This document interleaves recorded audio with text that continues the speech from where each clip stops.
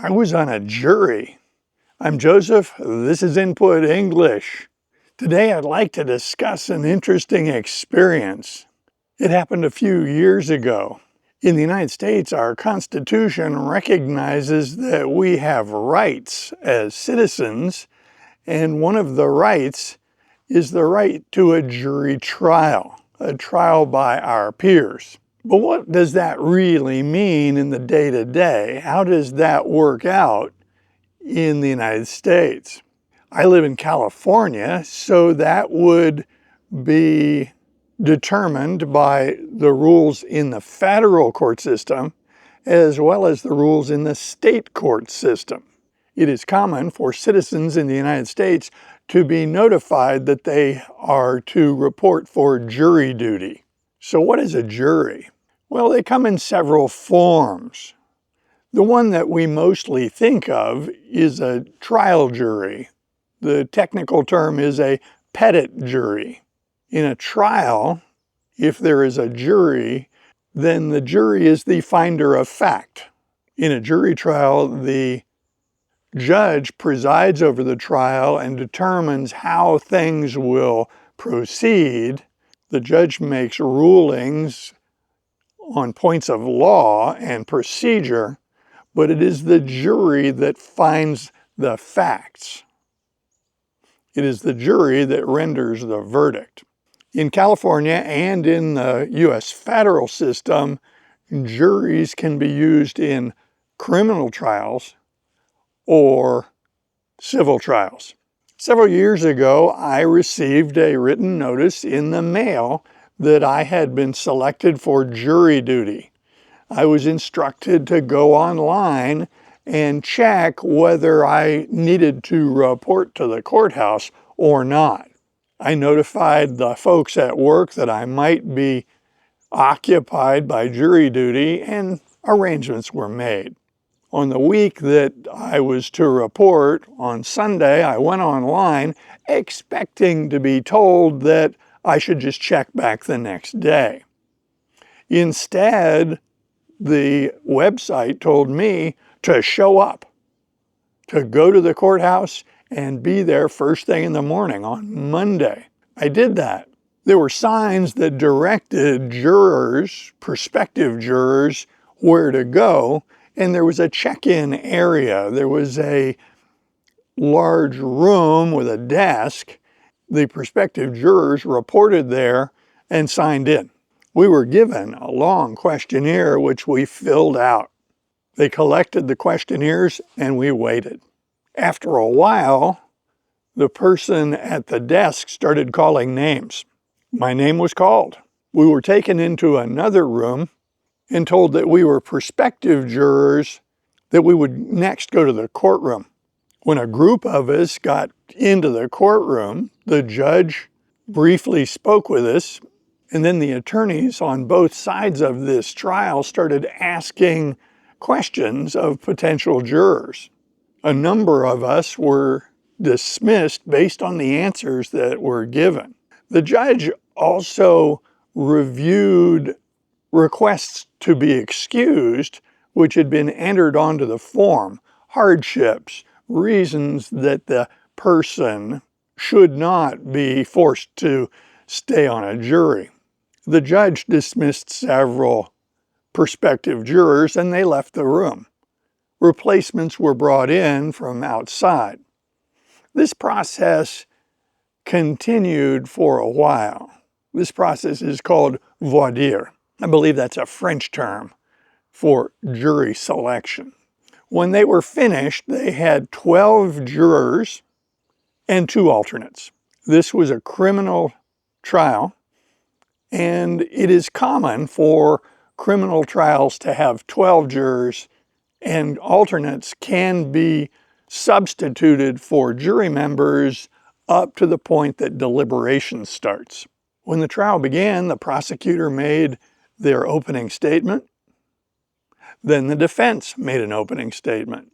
I won't go into the details of this case. There's no need to do that. I can say that it was a criminal case. It was an accusation by one person made against another person. There were only two witnesses that I can recall, the accuser and the defendant. Each were given time to speak. They were each questioned and then cross-examined. For instance, the accuser was initially questioned by the state's attorney and then cross-examined by the defense.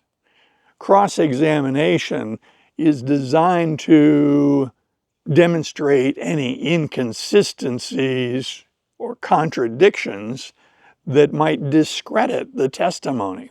Cross-examination typically is to cast doubt on the testimony. During these proceedings, all 12 jurors and the 2 alternates needed to sit quietly in the jury box and listen attentively. It would not be permissible to use one's cell phone or chat with other jury members. Our job was to pay attention, listen to the facts, and start forming opinions. There were no other witnesses other than the accuser and the defendant. There was videotape evidence, but it didn't really show anything. It showed that both people were in the same room, but because of the camera placement and the location of the people, the video evidence didn't support or refute the accusation. At the end, the state's attorney and then the defense attorney made their summaries. They made their closing statements. We were then given the jury charge. That is, the trial judge instructed the jury what we had to consider, what we should not consider, and he went over in detail how we should deliberate. We were instructed to select one among us to be the foreman of the jury. I was not the foreman of the jury. After we received jury instructions, we were escorted off to another room that was smaller than the courtroom. There was a large table, and we sat around that table. During our deliberations, we each had a chance to state our opinions and suggest how other people might interpret what we had just heard. As I recall, the deliberations were very polite, and the people on the jury seemed very sincere that they wanted to render a correct verdict. The difficulty that we had was simple. We were trying to decide which of these 2 fellows was telling the truth. They stated the opposite, and most of us would expect that one of them was telling the truth and the other was not. But how do you tell? During our deliberations, we stated our opinions, and the jury voted on where we stood with this verdict. The initial polling of the jury was 10 for conviction and 2 for acquittal. The rules on the jury verdict are fairly simple. The verdict needs to be unanimous. So in order for this jury to reach a verdict, we would need to have all 12 members of the jury agreeing on either conviction or acquittal. Each time we voted, the tally was the same. It was 10 to 2. 2 jury members held out that they could not convict this fellow of the crime he was accused of. The instruction the judge gave the jury on the level of proof needed for a criminal conviction was that the evidence needed to be beyond a reasonable doubt. This is the level required for a criminal conviction. For a civil case, a lawsuit in a civil trial, the level required for the evidence to support a verdict only needs to be by a preponderance of the evidence. In other words, it only has to be supported by 51% of the evidence. The standard in a criminal trial for conviction is much higher because the law and the court systems want to protect citizens against unjust convictions. After hours of deliberation, we sent a message to the judge who was waiting for us to render a verdict. The message pointed out that we had 10 members advocating conviction and 2 holdouts who did not support the conviction. The judge encouraged us to continue deliberating, and so we did. After another hour and a half, it became very clear that the 2 holdouts were not going to budge on this. They had determined that there was not enough evidence to convict this person beyond a reasonable doubt. They had reasonable doubt. Finally, the message was sent to the judge that we were hopelessly deadlocked, that we had a hung jury. A deadlocked jury is a hung jury. And so we were brought back into the courtroom. The judge spoke to the jury and confirmed that we were hopelessly deadlocked. He asked if we believed that additional deliberation would allow us to reach a verdict, and we indicated that we did not believe so. And so the judge declared a mistrial. A mistrial in a criminal case means that the prosecution could retry the case. They could file paperwork with the court system to convene another trial to pursue this matter. But that is not required. Another option that the district attorney has would be to dismiss the charge. They don't have to retry the case. You might ask, you might wonder whether I was in favor of conviction or was I one of the holdouts? What do you think? Well, I can tell you clearly, I was one of the 2 that held out. My position was very simple. The crime had not been proven beyond a reasonable doubt. It was certainly possible that the crime was committed, but the prosecution couldn't prove it to us beyond a reasonable doubt. So I was one of the 2 holdouts.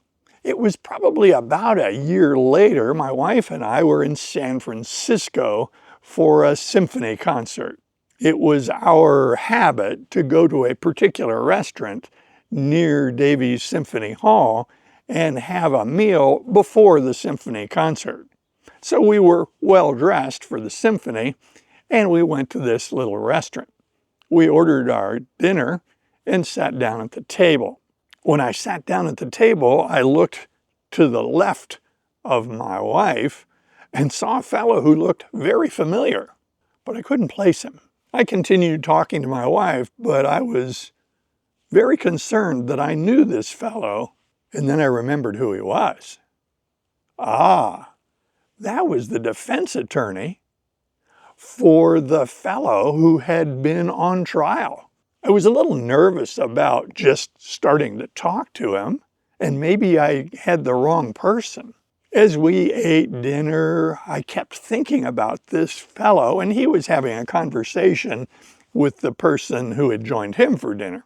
As we finished up our meal, I figured that my opportunity to settle this mystery in my mind was quickly going away because we were about to leave the restaurant. So at that point, I turned to him and said, "Pardon me, pardon the interruption, but are you an attorney?"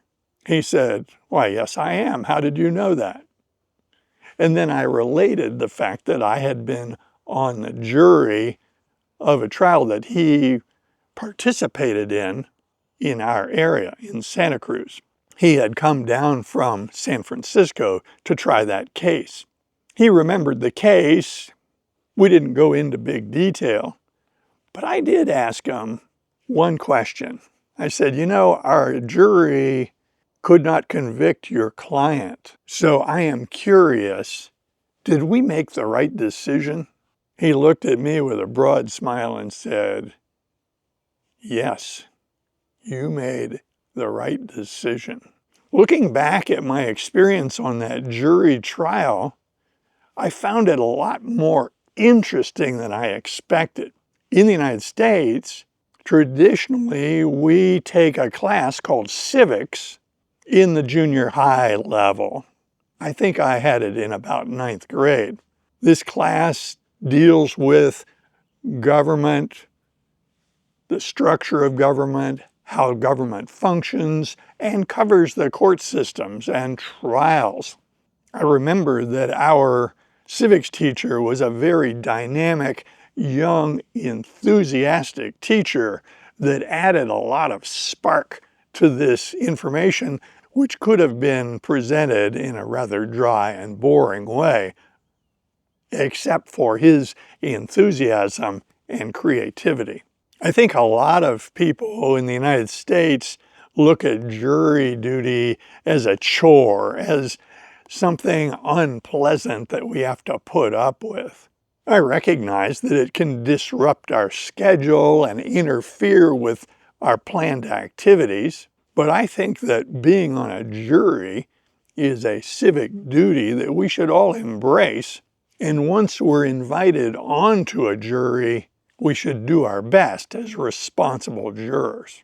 I don't know when or if I'll ever be summoned for jury duty in the future, but if it happens, I will embrace it. It's a great responsibility that we have, and it's a very interesting process to go through. I invite comments below, and if you like videos like this, be sure to click on this one next. See you soon.